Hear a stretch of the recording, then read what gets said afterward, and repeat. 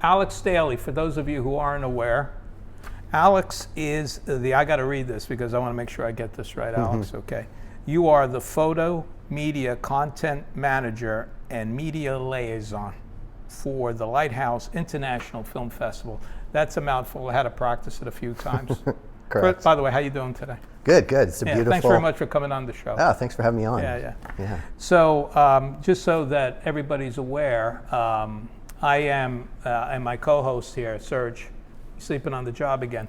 We're involved with the film festival this year, and I wanted to have Alex come on the show to really talk about all the great stuff that's going on. And for those of you who aren't aware, the film festival is a big deal here on the island, and also off the island. And that is going to showcase from June 10th to the 14th. Did I get that right? Yeah. Okay. Alex, tell me a little bit about what actually you're responsible for. So sometimes my title will be different depending on where you read it, and it's kind of because those responsibilities have evolved. But basically, what I do is I was brought on like 2 or 3 years ago to help manage all our photo coverage, right? Because we had 2 to 5 people that had been working with the festival for a couple years, going out to obviously the screenings. And I always tell people a good reason to go to a film festival is because a lot of times there's a Q&A after. Like you might get to meet the director, and oftentimes people walk out of a theater with a question, whether it's about production, whether it's about the plot. Well, they're right there, you can ask them, right? So those are really good photo ops.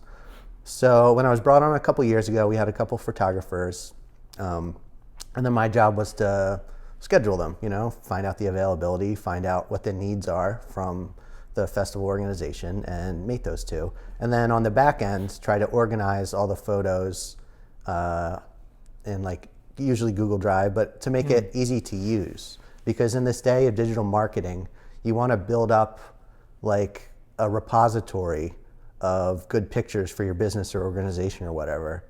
And you want to know where they are. It's easy to shoot thousands of pictures. It's hard to find a couple good ones or 20 or 30 ones to bank away so that when you want to make a social media post, like it's spring right now on the island, and I also work for South End Surf and Paddle, and I've taken lots of great pictures for them over the past 3 years. So right now I'm seeing pictures from last year because we had them nice and organized. The person that does the social media postings can go back to that shared drive and use them for the business. It's more of an investment because you get these good media assets and you can do with them what you will. And then so this year I'm excited to have Fred and a couple other new video members, because I kind of started doing that on my own just as the photographers were busy, and sometimes I do that too. Although low light photography is very tricky. I get a lot of motion blur. But anyway, so I started going out to the Q&As and doing video clips for the film festival as well, right? And now that kind of has grown, and we have 3 to 5 video team members as well. So we're in the thick of it now at the festival. Everyone's super busy. The programmers are kind of done, but so now I'm trying to figure out what talent is coming to the festival, figure out all our resources, all the photo and video team members when they're available, and kind of meld those two. There's a lot of activities that are planned, over the course of that week or so, that I think folks that are interested in the film industry, not just watching films, but involved in the film industry, because there are going to be a lot of directors here and I guess producers, people that represent these independent films, which is a big deal. I imagine there are people that just want to come and watch film, but I would imagine there's a significant number of people that come because they're really interested what goes on behind the scenes. So that's why I wanted to have you on the show also, so you can talk a little bit about what goes on behind the scenes, which you're doing, right now. How many people last year approximately participated in coming to these movies? Would you just say off the top of your head? It's a really good question. I mean, like absolute napkin math, maybe we have 40 showings, probably an average of 30 to 120 for each showing. So maybe Wow. 2,400 people coming to see, as well as the talent coming in. So I don't know, maybe 3,000 people might. Yeah, that's a through. lot of people coming Yeah. coming onto this island from all over. I think a lot of folks think it's just like draws, people that live here on the island, but I know that it's drawing people from not only this island and Ocean County, but from many, many parts, right? Yeah, or I'm in the filmmakers WhatsApp. There's a new one every year. So like right now, this morning there was a text. People are coming in from Europe, trying to figure out. We're in South Jersey, kind of close to Philly, but many people come from North Jersey and New York. So there's 5 different airports you could fly into or whatever. A lot of people around here, and even from Philly, go through Newark. So that's kind of the recommended move. It's pretty easy to fly into Newark and rent a car. But anyway, people are coming in from all over.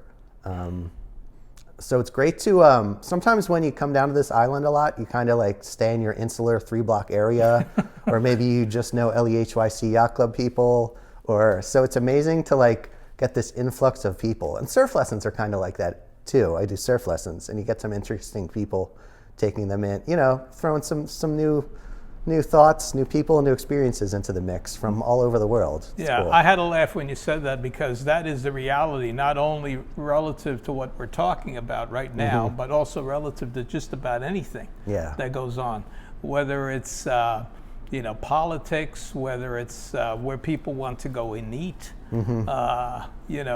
anything.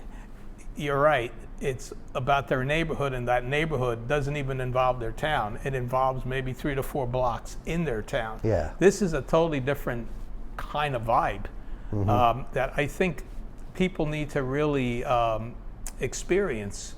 I'm not necessarily saying, come to every show every day, but I think there's a lot going on, and it genuinely is a festival. It's not just going to see a movie. Yeah. There are breakfasts, showings. There's like a huge nightlife schedule. Yeah, there's parties every night. So usually like I wear myself out during the day. The last 2 years I've had entrances in the surf category too. This year I don't. But I'm always like, you try to make all the things throughout the day. Sometimes you even have a surf lesson. And then like a lot of the parties are in Beach Haven, which is nice. And I'm like, all right, I'll literally go into Nardi's for 20 minutes. I'll have one drink, and at least I made an appearance. One drink? Yeah, right? Yeah, I've heard that before. Okay. Yeah. Sometimes I've used that line many a time. I know. One drink, okay. I know. A lot of times it doesn't stay that way. But yeah, exactly. Yeah.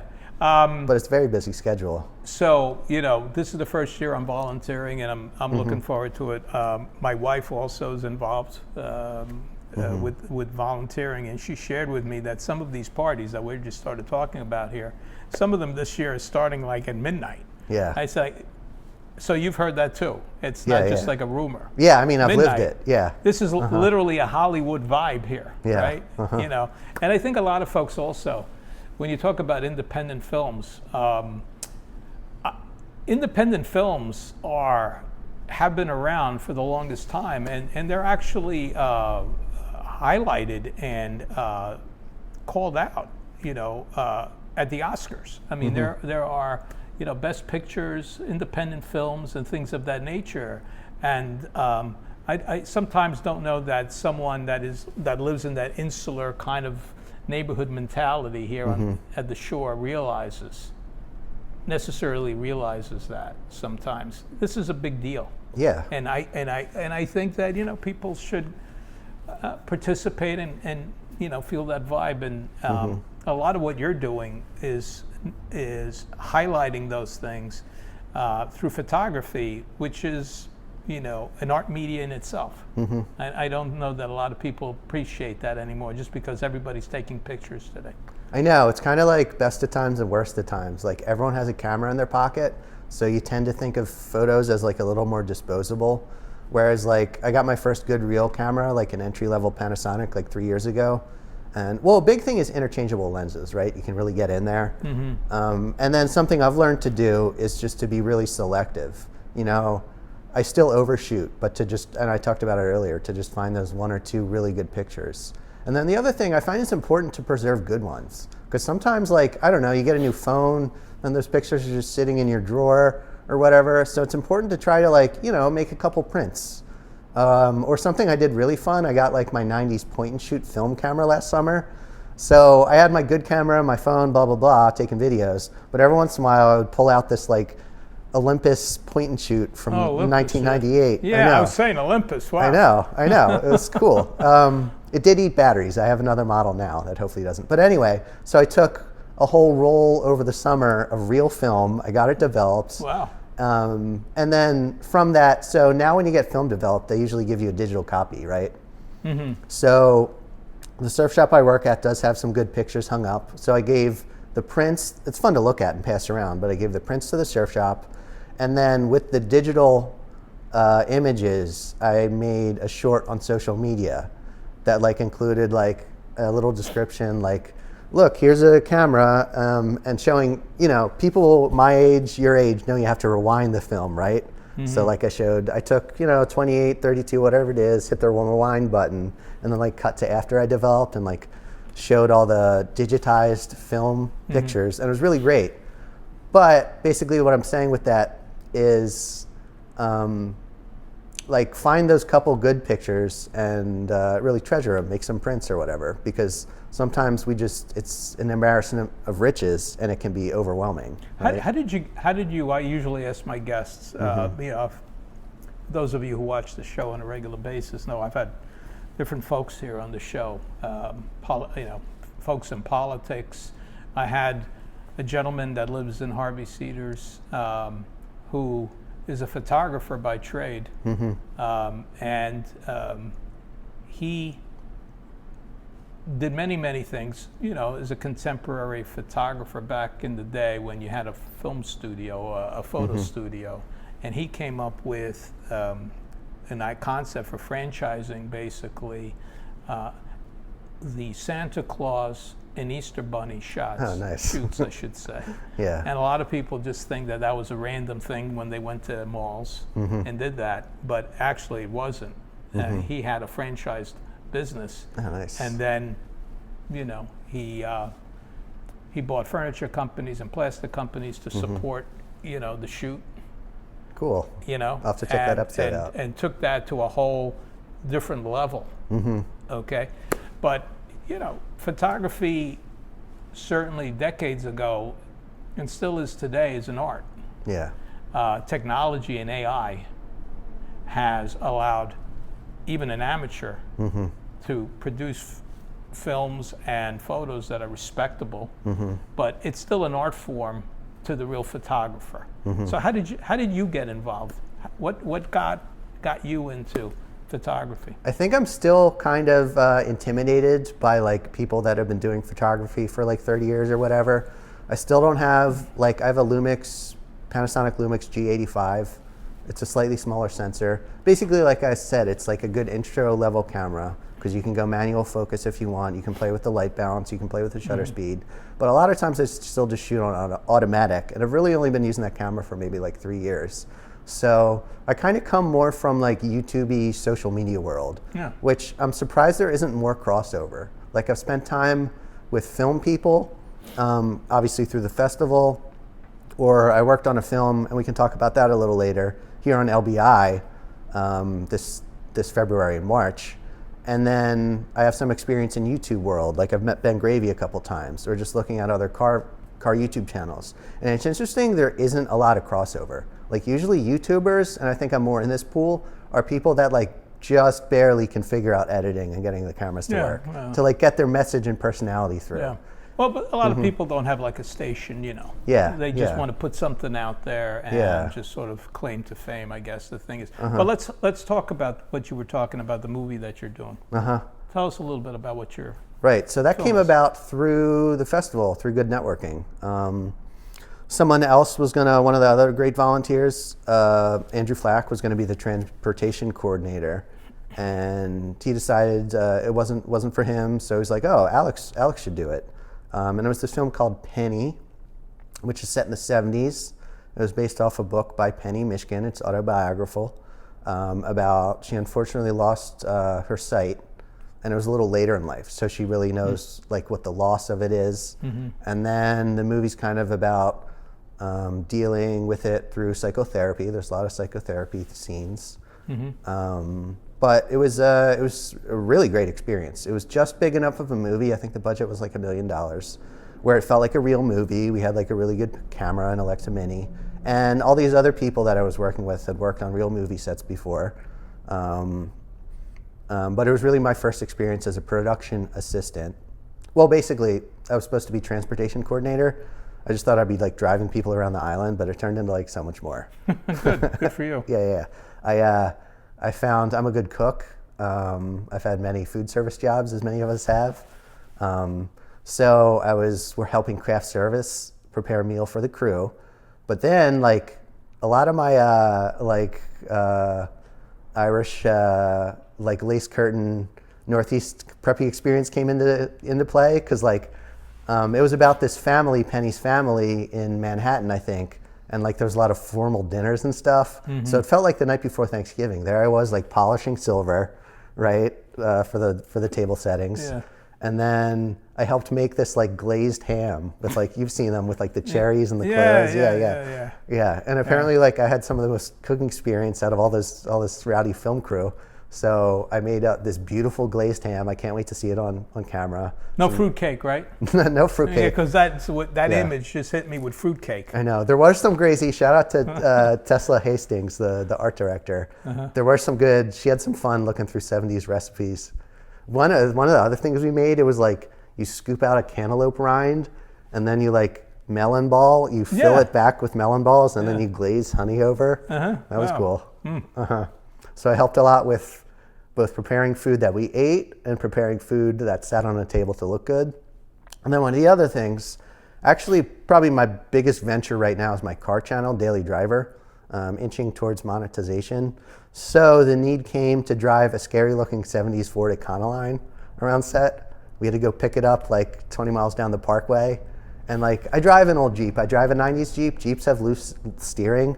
This thing, it was so worn out. It was probably like a quarter turn before you felt anything. No power steering. No. At least it was an automatic. It wasn't a manual, but the shift points were so vague.